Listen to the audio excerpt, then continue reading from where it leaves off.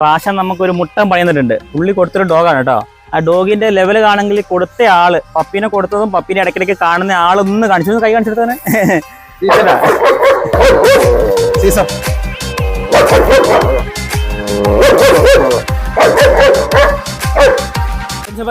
നമ്മളെന്താ ചെയ്യണ്ടേ?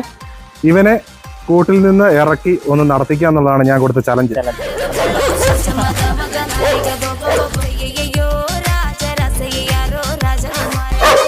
ഇറങ്ങുമ്പോ കടിക്കാം, കടിക്കാതിരിക്കാം. പിന്നെ ഇതെല്ലാം എൻ്റെ ഒരു പാഷനാണ്.